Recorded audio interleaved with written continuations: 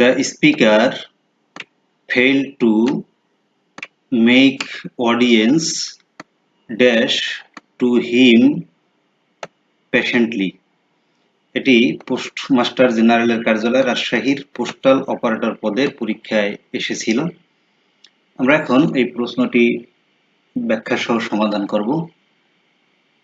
এই সেন্টেন্সটিতে যে বিষয়টি প্রাধান্য পাবে সেটি হলো যে এখানে মেক পজিটিভ ভার্ব আছে।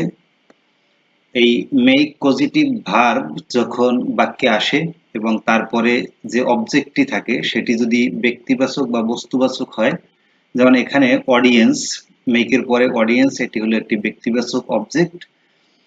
তো তারপরে যে ভার্বটি আসবে অর্থাৎ এই ড্যাশে যে ভার্বটি বসবে সেটি হবে বেয়ার ইনফিনিটিভ বা ভার্বের বেস ফর্ম, অর্থাৎ ভার্বের সাথে আইএনজি যুক্ত হবে না, ভার্বের আগে টু বসবে না বা ভার্বের থ্রি হবে না, ভার্বের অন বেস ফর্ম বসবে।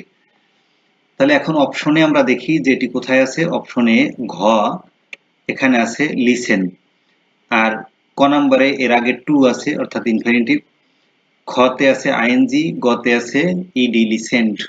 সুতরাং সঠিক উত্তর হবে ঘ।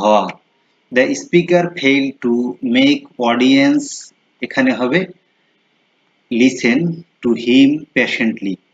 এখন পুরো বাক্যটির অর্থ কি হয়? অর্থ হবে যে বক্তা ব্যর্থ হয়েছিল টু মেক অডিয়েন্স, শ্রোতাদেরকে শোনাতে, টু হিম পেশেন্টলি অর্থাৎ তার বক্তব্য শোনাতে বা তাকে শোনাতে, শ্রোতাদেরকে তার বক্তব্য শোনাতে স্পিকার বা বক্তা ব্যর্থ হয়েছিল। সুতরাং সঠিক উত্তর হবে ঘ।